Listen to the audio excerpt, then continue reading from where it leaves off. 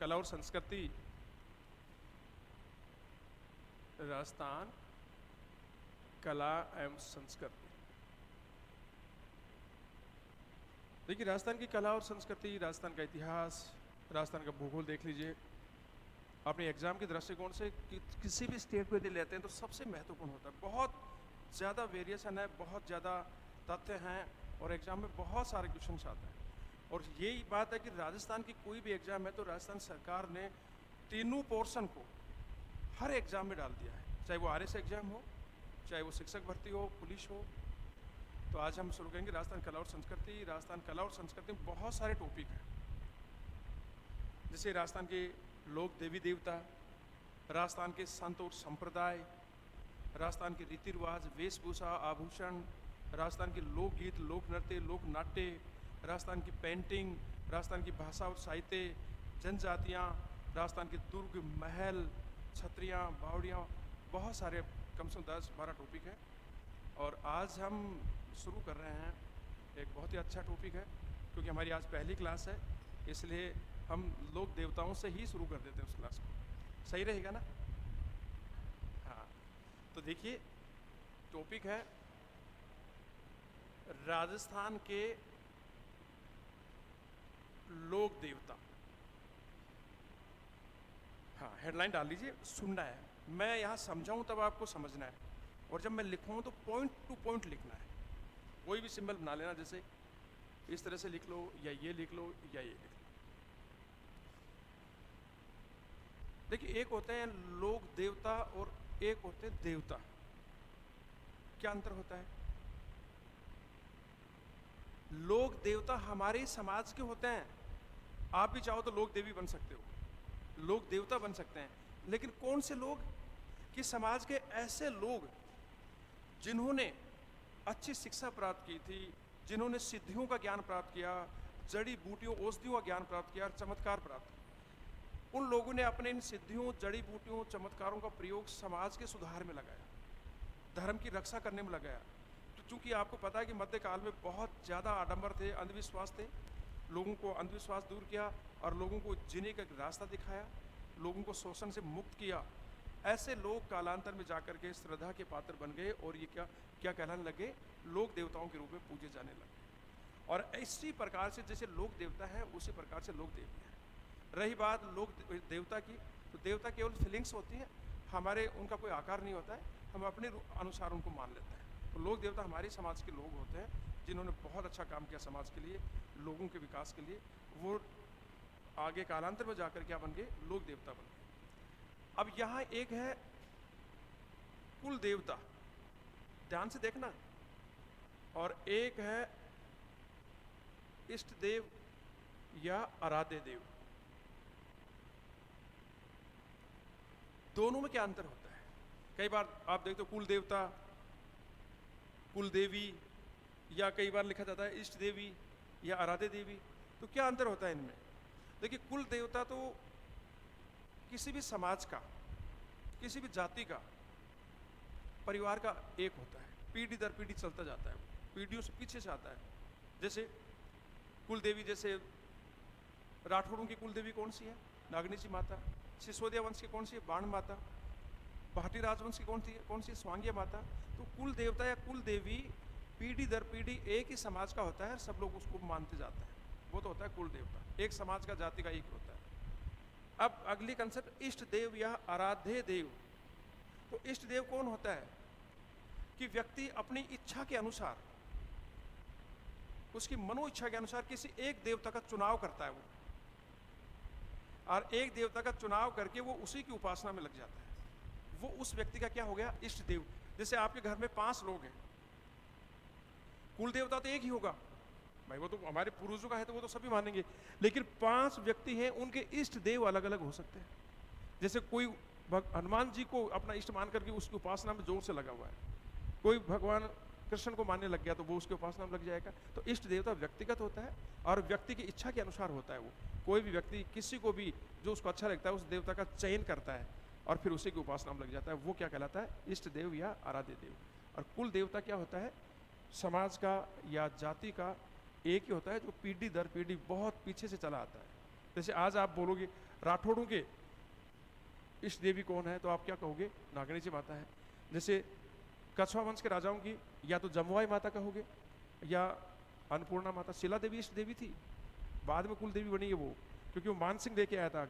माता तो कौन थी उनकी? कुल देवी जमुआई माता थी। अब आता है राजस्थान के लोक देवताओं में पंचपीर। सुना होगा पंचपीर का नाम। पंच का मतलब संख्या, 5, और पीर का मतलब संत। मुसलमानों में जो संत होता है उसको क्या कहते हैं? पीर ही कहते हैं। तो पंचपीर का मतलब यानी कि 5 कोई ऐसे संत हैं जिनको सामूहिक रूप से पंचपीर कहा गया। अब वो कौन कौन से देखिए। पाबू, हड़बू, रामदे, मांगलिया, मेहाजी। पाबू, हड़बू, रामदे, मांगलिया, मेहाजी, पांचू पीर पधारजो, गोगा जी गेहा। पांचों के नाम आगे ना। नंबर 1, 2 रामदेव जी, मांगलिया मेहा जी और गोगा जी। आप इसको ऐसे लिख सकते हैं, पाबू जी, दूसरा कौन सा? हड़बू जी, तीसरा कौन सा आ गया? रामदेव जी, चौथा कौन सा है? मांगलिया मेहा जी, और ये कौन सा है? गोगा जी। ये पंचपीर है। पाबू, हड़बू, रामदेव, मांगलिया, मेहा जी, पांचों पीर पधार जो, गोगा जी गेहा। गेहा मतलब घर। तो पंचपीर पाबू जी, हड़बू जी, रामदेव जी, मांगलिया मेहा जी और गोगा जी। अब यहां से 3 क्वेश्चन बहुत इंपॉर्टेंट आ रहे हैं। एक लोक देवता है जिसको, बड़ा लोक देवता है जिसको पंचपीर में शामिल नहीं किया गया है, और वो क्वेश्चन भी आ गया है। और कौन से है? तेजा जी। अब वो क्या करता है? क्वेश्चन आया, वो आरएस प्री में भी क्वेश्चन आया हुआ है कि निम्नलिखित में से कौन सा लोक देवता पंचपीर में शामिल नहीं है? एक ऑप्शन में तेजा जी, एक ऑप्शन में हड़बू जी, एक ऑप्शन में मांगलिया मेहा जी, और एक ऑप्शन में इनमें से डाल देगा। यदि आपको तेजा जी के बारे में पता नहीं है या पंचपीरों के बारे में आपको नाम का पता नहीं है, तो निश्चित रूप से आप तेजा जी को पंचपीर में डाल दोगे। तो पंचपीरों में बड़े लोक देवता है, तेजा जी को शामिल नहीं किया गया है। और पंचपीरों में जो प्रथम स्थान है, ये कोई समय के अनुसार नहीं, एक परंपरा के अनुसार। तो पंचपीरों में प्रथम स्थान किसका आ रहा है? पाबू जी। ये भी क्वेश्चन आ गया कि पंचपीरों में पहला स्थान किसका है? पाबू जी का है। और तेजा जी को पंचपीरों में शामिल नहीं किया गया है। अब एक और क्वेश्चन यहां से आ रहा है, पीरों का पीर। पीरों का पीर किसे कहते हैं? किस लोक देवता को पीरों का पीर कहते हैं? क्यों कहते हैं? तो सुनिए, रामदेव जी ने, रामदेवरा जो इनका मंदिर है पोखरण में, रामदेवरा को रूणेसा भी बोलते हैं, आपको ध्यान है। तो रामदेवरा में जाकर के आराम से वहाँ रहते थे। अब जब इनकी ख्याति के बारे में पता चला मक्का की तरफ, पश्चिमी एशिया में, तो वहाँ से कोई 5 पीर थे, वो भी बड़े संत थे।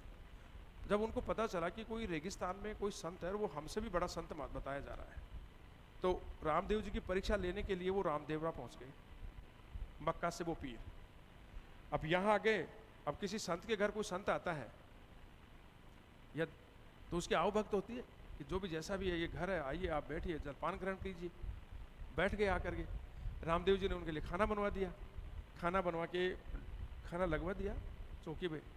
अब वो खाना खाने से उन्होंने मना कर दिया।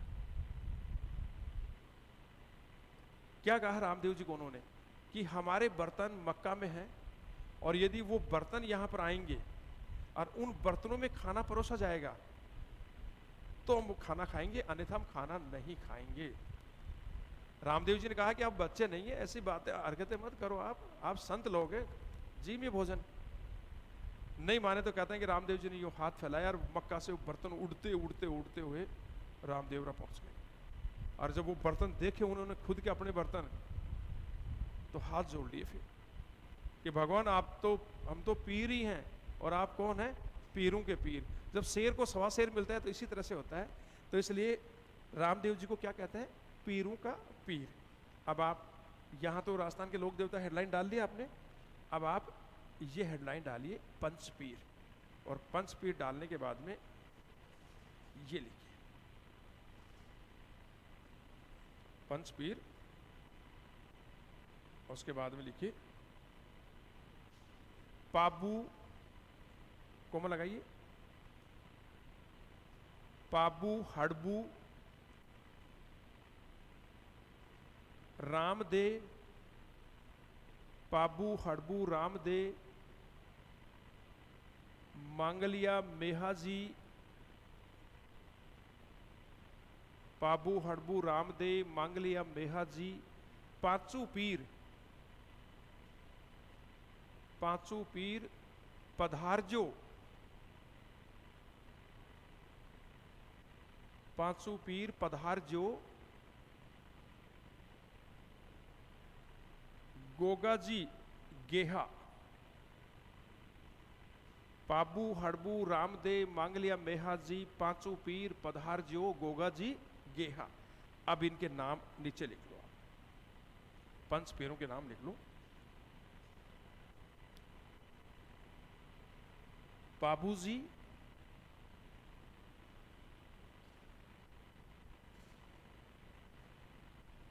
नंबर 2 हड़बू जी,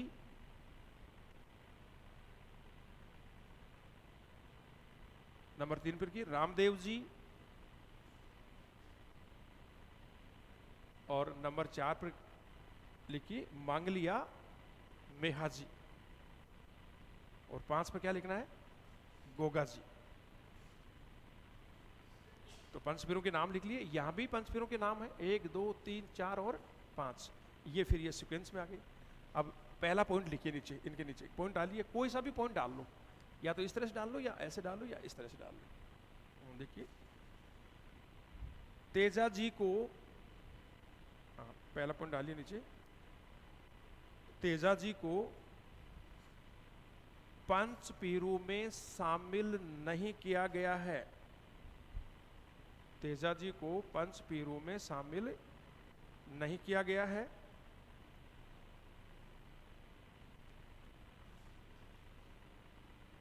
नेक्स्ट पॉइंट,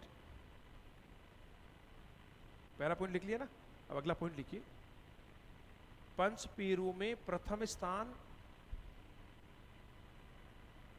पंचपीरों में प्रथम स्थान किसका आता है, पाबू जी का।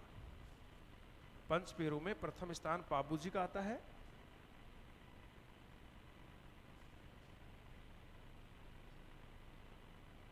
नेक्स्ट पॉइंट, रामदेव जी को, रामदेव जी को पीरों का पीर कहते हैं, रामदेव जी को पीरों का पीर। तो पंचपीर पाबू जी, हड़बू जी, रामदेव जी, मांगलिया मेहा जी, गोगा जी, पंचपीरों में तेजा जी को शामिल नहीं किया गया है, और पंचपीरों में प्रथम स्थान पाबू जी का, और पंचपीरों में पीरों का पीर किसको कहते हैं, रामदेव जी को। अब आप हेडलाइन डालिए रामदेव जी।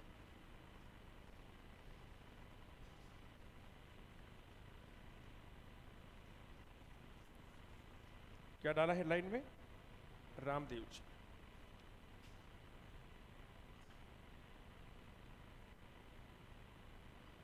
बड़े लोक देवता हैं, इसलिए इनके बायोडाटा के बारे में भी आपको समझना होगा, लिखना होगा। कहाँ जन्म हुआ, कौन माता थी, कौन पिता, कौन गुरु कौन था, पत्नी कौन था, वाहन क्या थे। तो देखिए जन्म हुआ विक्रम संवत 1409, विक्रम संवत समझते हो ना। ईस्वी सन में यदि आप +57 करेंगे तो क्या आता है, विक्रम संवत।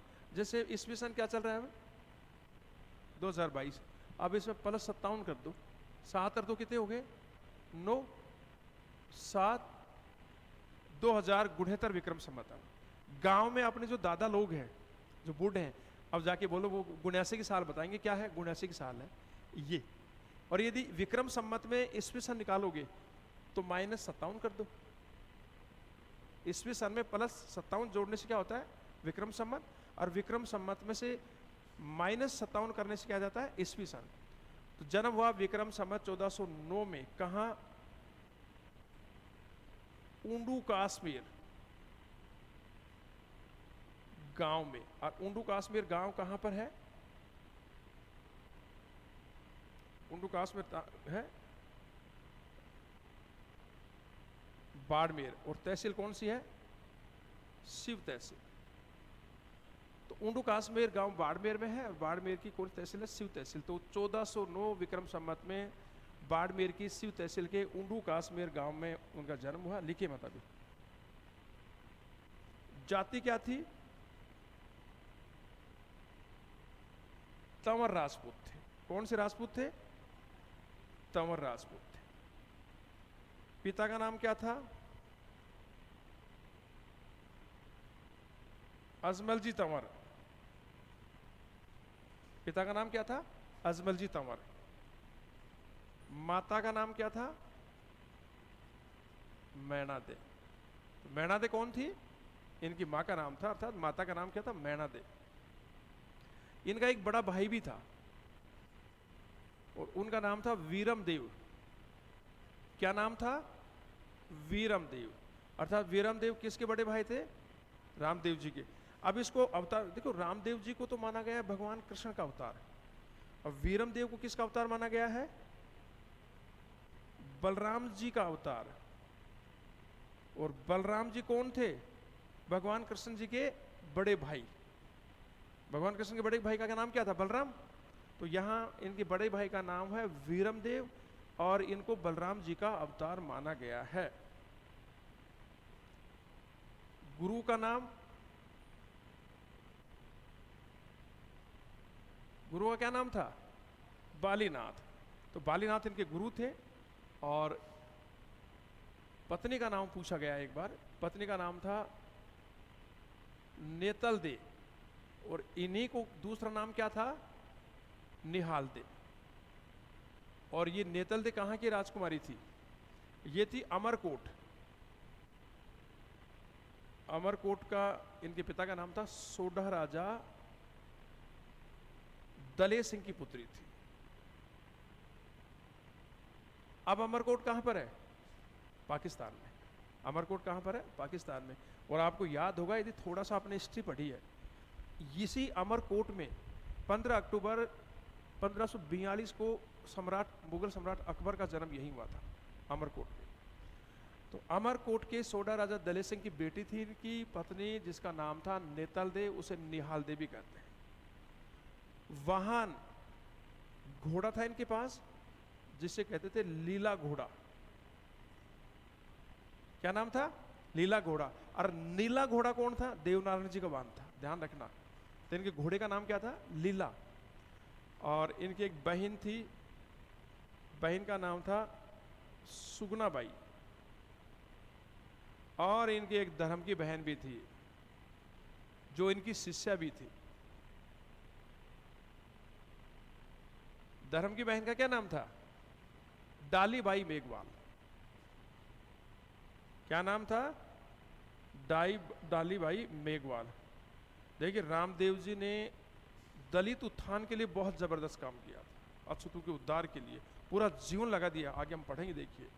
तो दोबारा देखिए, रामदेव जी का जन्म हुआ विक्रम संवत 1409 में बाड़मेर की शिव तहसील के ऊंडू काश्मीर गांव में। जाति क्या थी? तंवर राजपूत। पिता का नाम था अजमल जी तंवर और माता का नाम था मैना दे। इनका एक बड़ा भाई भी था, उसका नाम था वीरम दे। और ये बलराम जी के अवतार माने गए हैं। और बलराम जी कौन थे? भगवान श्री कृष्ण के बड़े भाई। गुरु का नाम क्या था? बालीनाथ। पत्नी का नाम था नेतल दे, जिसको निहाल दे भी कहते हैं। और ये अमरकोट के सोडा राजा दलित सिंह की पुत्री थी। और वर्तमान में ये कहाँ पर है? अमरकोट, पाकिस्तान में। इनका वाहन था लीला घोड़ा। बहन का नाम था सुगना बाई। और इनकी एक धर्म की बहन भी थी, शिष्या, जो दलित थी, और उसका नाम था डालीबाई मेघवाल। ये इनके बायोडाटा है। यहां से क्वेश्चन आ गया, ये क्वेश्चन आ गया, ये क्वेश्चन आ गया, ये क्वेश्चन आ गया, ये क्वेश्चन आ गया। देखिए, हाँ, पहला पॉइंट ऊपर लिख लीजिए, रामदेव जी, और फिर मैं लिखा रहा हूं उस तरह से लिखना। रामदेव जी का जन्म विक्रम संवत 1409 में, पहले बिल्कुल मत लिखा करो, जब मैं समझा करके लिखूं तब लिखना है। रामदेव जी का जन्म विक्रम संवत 1409 में, क्योंकि यहाँ अलग होता है, फिर मैं सेंटेंस अलग बना के लिखवा देता हूँ कई बार, तो आपको प्रॉब्लम आ जाएगी वहाँ पर। विक्रम संवत 1409 में बाड़मेर की शिव तहसील के उंडू काश्मीर गांव में, विक्रम संवत 1409 में बाड़मेर की शिव तहसील के कौन से गांव में? उंडू काश्मीर गांव में। हाँ, उंडू काश्मीर, देखो ये रहा उंडू काश्मीर गांव में। जाति, हाँ अब लिख लो, बस जाति लगा के डैश लगा दो। जाति तंवर राजपूत, जाति तंवर राजपूत। पिता का नाम अजमल जी तंवर, पिता का नाम अजमल जी तंवर।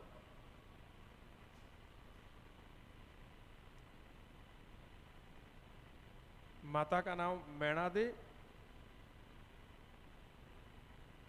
माता का नाम क्या है? मैणा दे।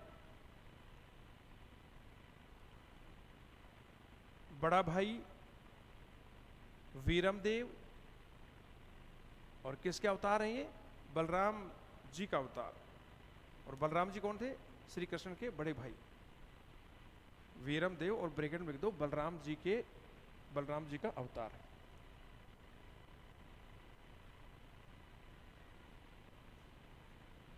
गुरु बालीनाथ,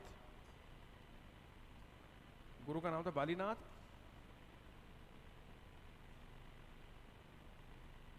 पत्नी नेतल दे, और ब्रैकेट में निहाल दे भी लिखना है।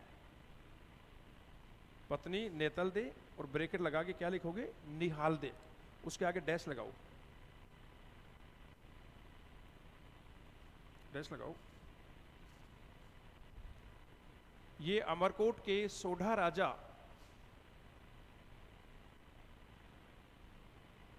अमरकोट के सोढ़ा राजा दले सिंह की पुत्री थी। अमरकोट के सोढ़ा राजा दले सिंह की पुत्री थी। वाहन लीला घोड़ा, वाहन का नाम क्या था? घोड़ा था, उसका नाम क्या था? लीला घोड़ा। इनकी एक सगी बहन थी, उसका नाम था सुगना बाई, सुगना बाई।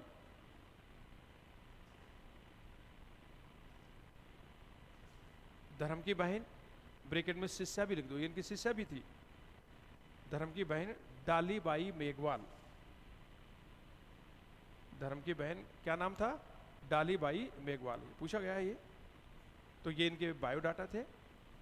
अब हम इनके बारे में जो बहुत सारी बातें हैं आपके एग्जाम को लेकर के, उनके बारे में हम चर्चा करेंगे अभी। रामदेव जी के देखिए बहुत सारे उपनाम भी हैं, उपनाम, और उनमें से भी क्वेश्चन आ गए, बहुत बार क्वेश्चन आ गए।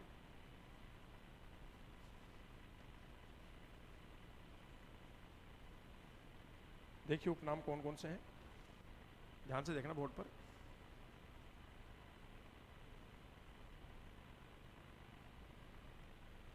उपनाम में पहला देखिए,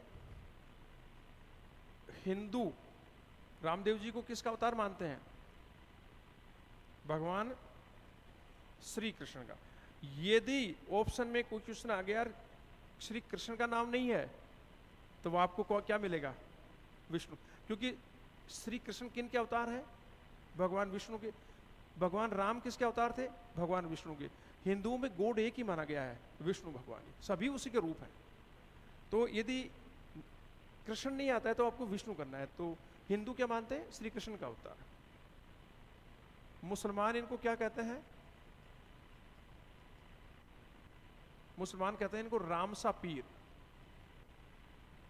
रामदेव जी पाकिस्तान में भी बहुत लोकप्रिय हैं, और वहां के मुसलमान इनको रामसा पीर ही कहते हैं। जब मेला लगता है राम देवराम, तो पाकिस्तान से भी लोग आते हैं। और तीसरा मैंने लिखवाया था पीरों का पीर, जिसके बारे में अभी हमने चर्चा की थी। चौथा है रूणेचारा धनी। धनी समझते हो, मालिक। और रूणेचा का दूसरा नाम क्या है? रामदेवरा। तो इनका बड़ा मंदिर कहां पर है? रामदेवरा में, अर्थात रूणेचा में। और रामदेवरा कहां पर है? पोखरण में। और पोखरण कहां पर है? जैसलमेर में। रामदेवरा कस्बे को इन्होंने ही बसाया था। जैसे करणी माता का मंदिर कहां? देशनोक में। तो देशनोक कस्बे को करणी माता ने ही बसाया था, इसलिए इसको रूणेचारा धनी भी कहते हैं। और पांचवा है सांप्रदायिक सद्भाव के लोक देवता। ये भी इनका उपनाम है। समझते हो सांप्रदायिक सद्भाव के लोक देवता? क्योंकि रामदेव जी को हिंदू, मुस्लिम, सिख सभी लोग मानते हैं, इसलिए इनको इनके मेले में या रामदेव जी का कोई भी स्थान है तो सभी धर्मों के लोग बिना किसी भेदभाव के इनके स्थान रामदेवरा पर जाते हैं, इसलिए इनको सांप्रदायिक सद्भाव का लोक देवता भी माना जाता है। ये क्वेश्चन आ गया, ये क्वेश्चन आ गया, ये क्वेश्चन आ गया, ये भी आ गया। तो हिंदू क्या कहते हैं इनको? भगवान श्री कृष्ण का अवतार है। और श्री कृष्ण किसके अवतार है? भगवान विष्णु के। मुसलमान को क्या कहते हैं? रामसा पीर, पीरों का पीर। जैसे मैंने बताया था, मक्का से कुछ लोग आए थे इनकी परीक्षा लेने के लिए, लेकिन इनके चमत्कार को देख करके हाथ जोड़ लिए कि हम पीर हैं, लेकिन आप तो पीरों के भी पीर हैं। और रूणेचारा धनी, ये पता ही है, सांप्रदायिक सद्भाव के लोक देवता, क्योंकि सभी धर्म और लोगों के लोग बिना किसी भेदभाव के इनके स्थान पर जाते हैं, इनको मानते हैं, इनको पूजते हैं। लिखिए उपनाम।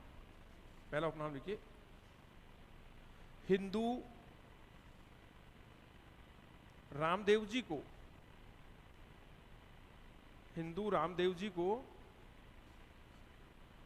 श्री कृष्ण का अवतार मानते हैं। हिंदू रामदेव जी को श्री कृष्ण का अवतार मानते हैं।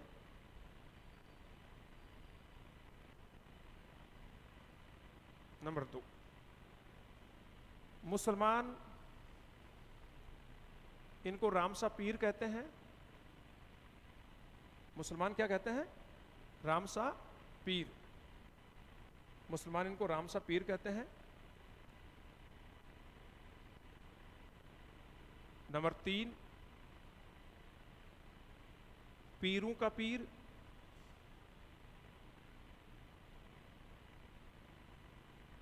पीरों का पीर। नंबर 4, रूणेचारा धनी। रूणेचारा धनी। और नंबर 5 पर है सांप्रदायिक सद्भाव के लोक देवता। सांप्रदायिक सद्भाव के लोक देवता। तो हिंदू भगवान कृष्ण का अवतार मानते हैं, मुसलमान इनको रामसा पीर कहते हैं, पीरों का पीर मैंने बताया था, रूणेचारा धनी और सांप्रदायिक सद्भाव के लोक देवता।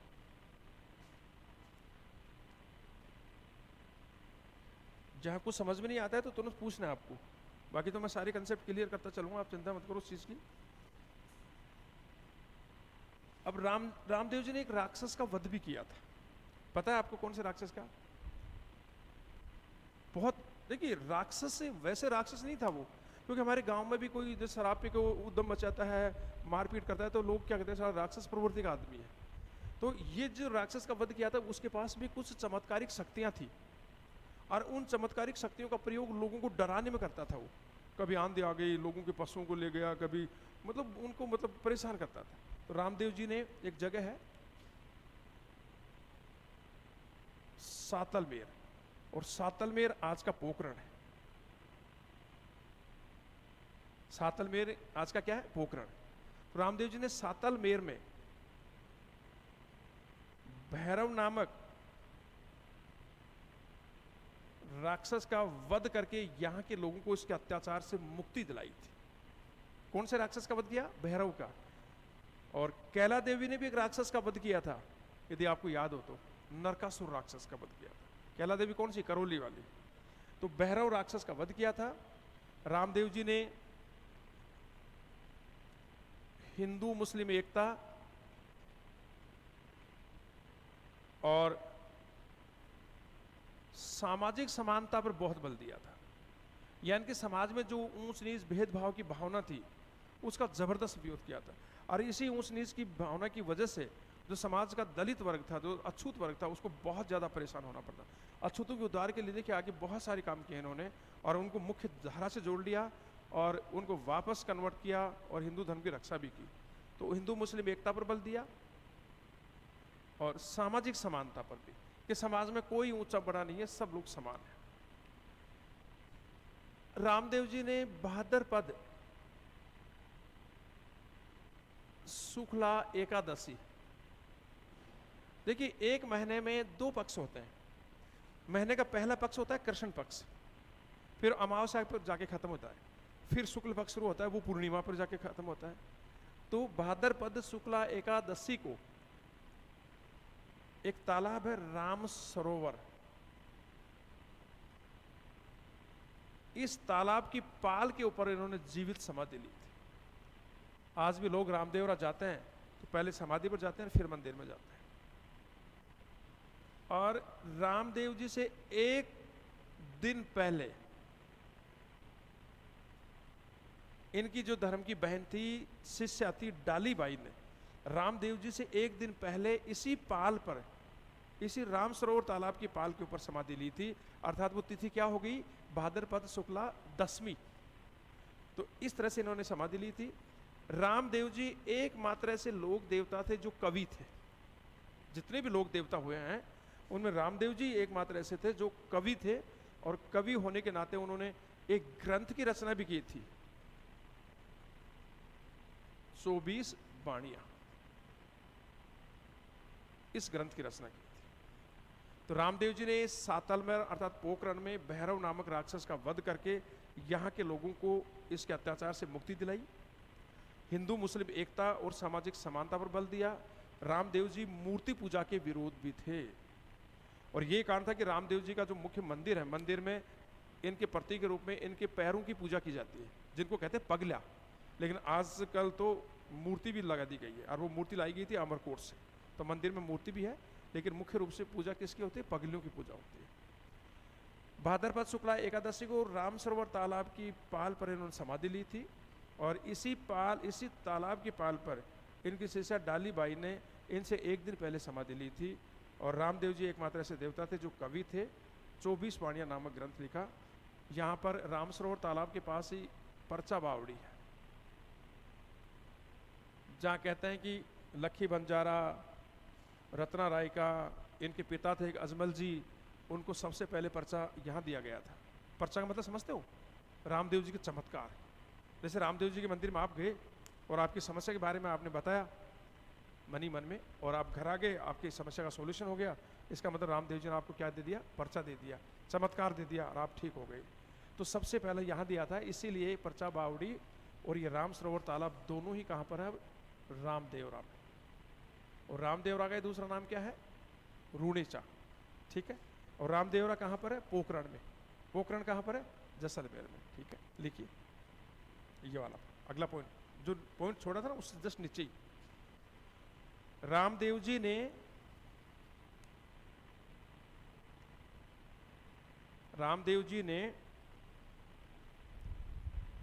सातलमेर, ब्रैकेट पोखरण भी लिख लो, रामदेव जी ने सातलमेर में,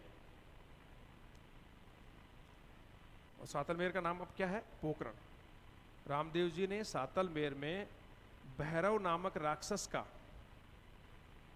क्या नाम है, भैरव नामक राक्षस का, भैरव नामक राक्षस का वध करके, भैरव नामक राक्षस का वध करके यहाँ के लोगों को उसके अत्याचारों से मुक्ति दिलाई थी, उसके अत्याचारों से मुक्ति दिलाई थी।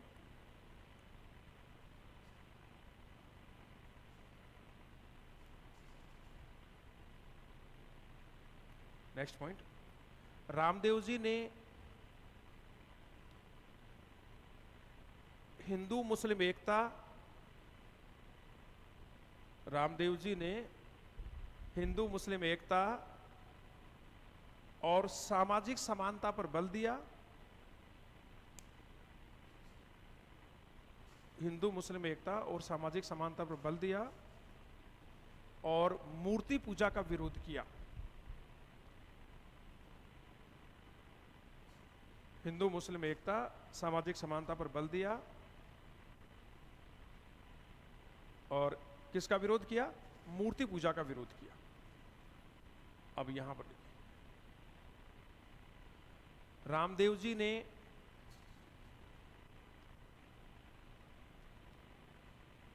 भाद्रपद शुक्ला एकादशी को, भाद्रपद शुक्ला एकादशी को राम सरोवर तालाब की, भाद्रपद शुक्ला एकादशी को राम सरोवर तालाब की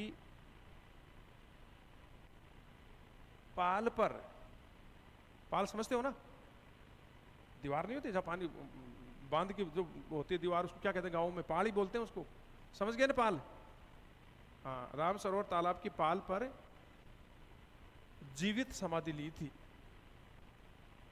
राम सरोवर तालाब की पाल पर जीवित समाधि ली थी। नोट लगाओ।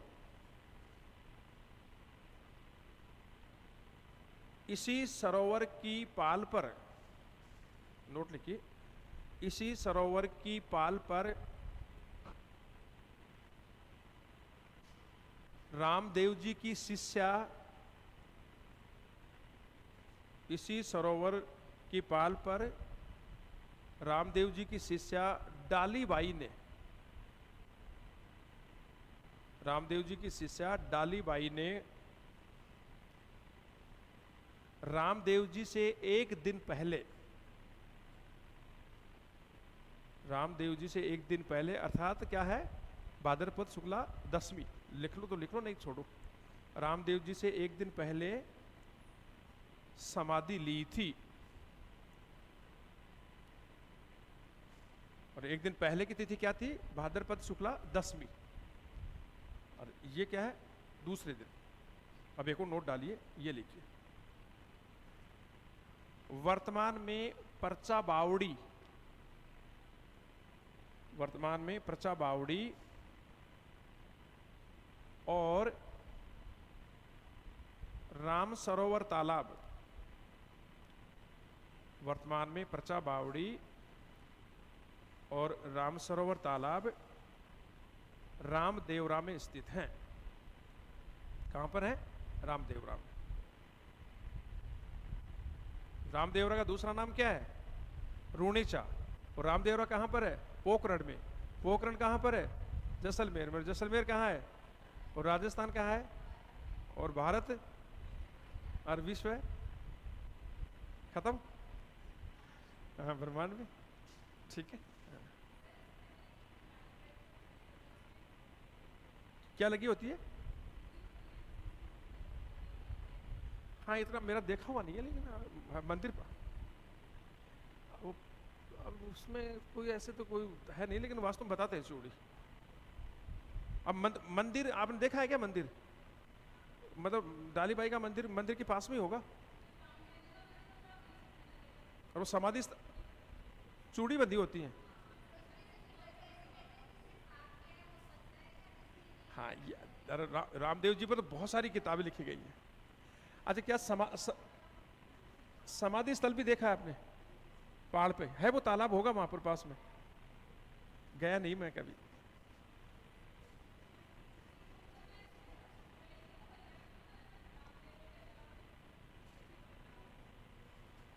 चूड़ियां क्या, तो चूड़ी बड़ी चूड़ी है क्या?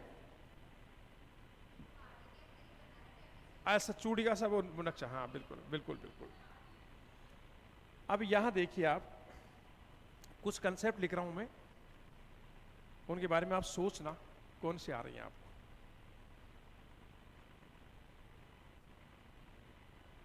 परावर्तन, लिखना नहीं है, सोचना है। रिखिया,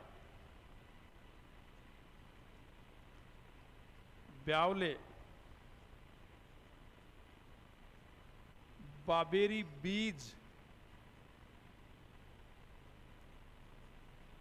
पर्चा,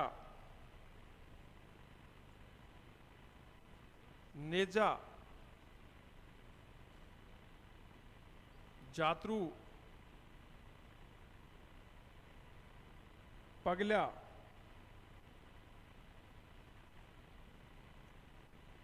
देवरा,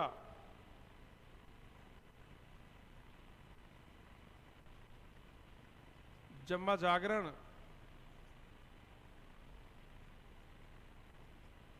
जम्मा, परावर्तन, रिखिया, ब्यावले, बाबेरी बीज, पर्चा, नेजा, जातरू, पगला, देवरा, जम्मा जागरण और जम्मा। अब ये जो बहुत इंपॉर्टेंट कंसेप्ट है, बहुत बार क्वेश्चन आ गया, जैसे ये क्वेश्चन आ गया, ये आ गया, ये आ गया, ये भी आ गया, ये भी आ गया, ये भी आ गया, ये भी आ गया, ये भी आ गया, ये भी आ गया, विभिन्न एग्जाम्स में। अब इनमें से आपको कौन कौन से किस किस के बारे में पता है? क्या इसके बारे में पता है? क्या इसके बारे में पता है? इसके बारे में वो तो ब्यावले तो आप नहीं। बाबेरी बीज जानते हो क्या? चलो मैं बता ही देता हूं, बाद में कल लिखो। देखिए परावर्तन क्या है? ये परावर्तन है रामदेव जी द्वारा चलाया गया। अब ध्यान देना एक बार, शुद्धि आंदोलन चलाया था जब धर्म सुधार आंदोलन शुरू हो रहा था भारत में 18वीं सदी में, और धर्म सुधार आंदोलन के 3 बड़े पिलर थे, राजा राम मोहन राय, स्वामी दयानंद सरस्वती, स्वामी विवेकानंद। तो स्वामी दयानंद सरस्वती ने शुद्धि आंदोलन चलाया था, और उस आंदोलन का उद्देश्य क्या था कि जो हिंदू मुख्य रूप से दलित, ईसाई और मुसलमान बन गए थे हिंदू धर्म की भेदभाव की नीति से, छुआछूत की नीति से, उनको वापस अग्नि के द्वारा वापस वो पवित्र करके हिंदू धर्म में लाने के लिए स्वामी दयानंद सरस्वती ने शुद्धि आंदोलन चलाया था। लेकिन उनसे बहुत पहले 500 साल पहले रामदेव जी ने पश्चिमी राजस्थान में जो शुद्धि आंदोलन चलाया हिंदू धर्म को बचाने के लिए, दलितों को मुसलमान बनने से रोकने के लिए, या जो दलित या जो हिंदू मुसलमान बन गए थे उनको वापस अग्नि के द्वारा हिंदू बनाने के लिए जो आंदोलन चलाया था रामदेव जी ने, वो परावर्तन कहलाता है। वो तो बहुत बाद में चलाया गया था। तो आज से 500 साल पहले ही रामदेव जी ने जो दलित या जो हिंदू मुसलमान बन गए थे उनको वापस अग्नि के द्वारा शुद्ध करके हिंदू धर्म में लाए। वो शुद्धि आंदोलन क्या कहलाता है? परावर्तन। समझ जाओगे अब तो भूल। रामदेव जी द्वारा चलाया गया शुद्धि आंदोलन। रिखिया, बहुत बार क्वेश्चन आ गया। रिखिया क्या है? रामदेव जी के बहुत सारे भक्त होते हैं, लेकिन रामदेव जी के मेघवाल जाति के जो भक्त होते हैं, किस जाति के? मेघवाल जाति के जो भक्त होते हैं, वो मेघवाल जाति के भक्त क्या कहलाते हैं? रिखिया। अर्थात रिखिया क्या है? रामदेव जी के मेघवाल जाति के भक्त। ब्यावले, ब्यावले क्या है? रामदेव जी के भक्त जो रामदेव जी की आराधना में जो गीत गाते हैं वो क्या कहलाते हैं? ब्यावले। अपना तो साधारण ब्याह में तो गाते ही हैं, जैसे रात्रि जगह होता है ब्याह 3 दिन पहले, 30 रात को, तो वो भी गाते हैं, उसमें देवताओं के गीत होते हैं। लेकिन ब्यावले विशेष रूप से रामदेव जी की आराधना में उनके भक्तों के द्वारा गाए जाने वाले गीत, जैसे पाबू जी की आराधना में पवाड़े गाए जाते हैं। पाबू जी के गीत क्या है? पवाड़े। उसमें पाबू जी की वीरता के गुणों का बखान होता है। तो ब्यावले समझ गए। बाबेरी बीज, मेला शुरू होता है कब? भाद्रपद शुक्ला 2 को, और कब तक चलता है? एकादशी तक, 9 दिन भरता है। लेकिन मेला शुरू होने से पहले रामदेव जी का अवतार के रूप में, वो जन्मदिन नहीं, वो जन्मदिन मुख्य जन्मदिन नहीं, अवतार के रूप में जो जन्मदिन मनाया जाता है वो क्या कहलाती है? बाबेरी बीज। और इसमें क्या होता है? बहुत बड़ा दीपक होता है और खीरा होता है, जानते हो ना खीरा, आग का जो होता है बड़ा, ऊपर जोत लेते हैं अपने, फिर जोत ली जाती है। जोत आने के बाद में जन्मदिन मना लिया गया, फिर घोषणा होती है कि अब मेले की शुरुआत कर दी जाए। तो ये बाबेरी बीज वो प्रथा है जो इनके अवतार की जन्मतिथि मनाई जाती है, और इसके मनाते ही मेले की शुरुआत मानी जाती है। पर्चा, रामदेव जी के जो चमत्कार हैं, रामदेव जी ने जो पर्चा दे दिया आपको, चमत्कार कर दिया, वो क्या कहलाया? पर्चा। नेजा, रामदेव जी की झंडा या ध्वजा, जो या तो 5 रंग का होगा, पसरंगी, और यदि 5 रंग का नहीं हुआ तो 1 रंग का होता है, केवल सफेद रंग का। और सफेद रंग का जो झंडा होता है उसमें बीच में लाल रंग में रामदेव जी का चित्र होता है। तो रामदेव जी की झंडा या ध्वजा क्या कहलाती है? नेजा, जो या तो 5 रंग का होगा या फिर 1 रंग का होगा, तो कैसा? सफेद रंग का। जातरू बहुत बार आ गया है। जातरू क्या है? रामदेव जी के वो प्रिय भक्त या श्रद्धालु जो अपने घर से रामदेवरा तक पैदल जाते हैं, वो श्रद्धालु क्या कहलाते हैं? जातरू कहलाते हैं। पगला, मंदिर में क्योंकि उन्होंने मूर्ति पूजा का विरोध किया था, इसलिए मंदिर में मूल रूप से किन की पूजा होती है? उनके पैर हैं, पैरों की आकृति बनी हुई है, संगमरमर की है या किस चीज की, तो पगला है, उनकी पूजा की जाती है। लेकिन वर्तमान में मंदिर में मूर्ति की स्थापना भी कर दी गई है और प्रतीक के रूप में कपड़े का घोड़ा भी चढ़ाया जाता है। समझते हो? कपड़े का घोड़ा, मूल प्रतीक तो क्या है? पगला, और हम ले जाके कपड़े का घोड़ा भी चढ़ाते हैं। देवरा, रामदेव जी के जो मंदिर होते हैं वो देवरा कहलाते हैं। जैसे तेजा जी क्या होते हैं? थान। करणी माता क्या होता है? मठ, ठीक है ना। और गोगा जी का क्या होता है?